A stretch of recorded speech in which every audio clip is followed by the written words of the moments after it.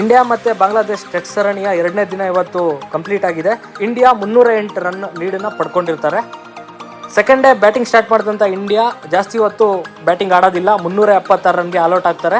ಬಾಂಗ್ಲಾದೇಶ ತಂಡ ತನ್ನ first ಇನ್ನಿಂಗ್ಸ್ನ start ಮಾಡ್ತಾರೆ. 149 ರನ್ಗೆ ಬಾಂಗ್ಲಾದೇಶ ಕಂಪ್ಲೀಟಾಗಿ ಆಲ್ಔಟ್ ಆಗುತ್ತೆ. ಇವತ್ತು ಹೇಳ್ಬೇಕಂದ್ರೆ ಬಾಂಗ್ಲಾದೇಶದ ಪ್ಲೇಯರು ಬ್ಯಾಟಿಂಗಲ್ಲಿ ಕಂಪ್ಲೀಟಾಗಿ ಫೇಲ್ ಆಗಿರ್ತಾರೆ, ಯಾರು ಕೂಡ ಚೆನ್ನಾಗಿ ಆಡಿರೋದಿಲ್ಲ.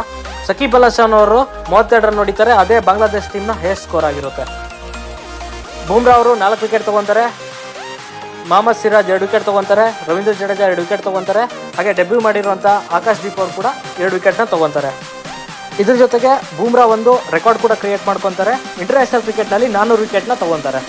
ಬಾಂಗ್ಲಾದೇಶ ತಂಡ 149ಗೆ ಆಲ್ಔಟ್ ಆದಮೇಲೆ ಇಂಡಿಯಾ 227 ರನ್ನ ಲೀಡ್ನೊಂದಿಗೆ ತನ್ನ ಸೆಕೆಂಡ್ ಇನ್ನಿಂಗ್ಸ್ನ ಸ್ಟಾರ್ಟ್ ಮಾಡ್ತಾರೆ. ರೋಹಿತ್ ಶರ್ಮಾ ಬೇಗ ಔಟ್ ಆಗ್ತಾರೆ, ಯಶಸ್ವಿ ಜೈಸ್ವಾಲ್ ಕೂಡ ಬೇಗ ಔಟ್ ಆಗ್ತಾರೆ. ಶುಭ್ಮನ್ ಗಿಲ್ ಮತ್ತು ವಿರಾಟ್ ಕೊಹ್ಲಿ ಸ್ವಲ್ಪ ಹೊತ್ತು ಪಾರ್ಟ್ನರ್ಶಿಪ್ನ ಮಾಡ್ತಾರೆ. ಆದರೆ ಇವತ್ತು ಡಿಸಪಾಯಿಂಟ್ ಆಗಿರೋದು ಏನಂತಂದರೆ ವಿರಾಟ್ ಕೊಹ್ಲಿ LBW ಆಗ್ತಾರೆ, ವಿರಾಟ್ ಕೊಹ್ಲಿ DRSನ ತೊಗೊಳ್ಳೋದಿಲ್ಲ, ಸೀದಾ ಪೆವಿಲಿಯನ್ ಕಡೆ ಹೋಗ್ತಾರೆ. ಅದಾದಮೇಲೆ ರಿಪ್ಲೇಯಲ್ಲಿ ಗೊತ್ತಾಗುತ್ತೆ ಅದು ಕ್ಲಿಯರ್ಲಿ ಬ್ಯಾಟಿಗೆ ಟಚ್ ಆಗಿದೆ ಅಂತ. ಸೊ DRS ಕೂಡ ತೊಗೊಂಡಿರೋದಿಲ್ಲ, ಅಂಪೈರ್ ಕೂಡ ಮಿಸ್ಟೇಕ್ ಮಾಡಿರ್ತಾರೆ. ಇದು ಸ್ವಲ್ಪ ಇಂಡಿಯನ್ ಫ್ಯಾನ್ಸ್ಗೆ ಡಿಸಪಾಯಿಂಟ್ ಆಗಿರುತ್ತೆ ಇವತ್ತು.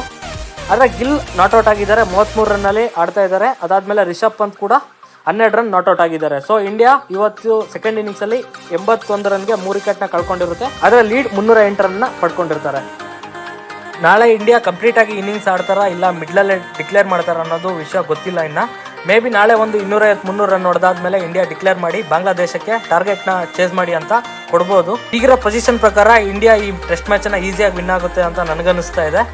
ಇದು ಇವತ್ತಿನ ಕ್ರಿಕೆಟ್ ಅಪ್ಡೇಟ್ ಆಗಿರುತ್ತೆ. ಇಂಡಿಯಾ ಮತ್ತು ಬಾಂಗ್ಲಾದೇಶ್ ಟೆಸ್ಟ್ ಸರಣಿಯ 2ನೇ ದಿನದ್ದು.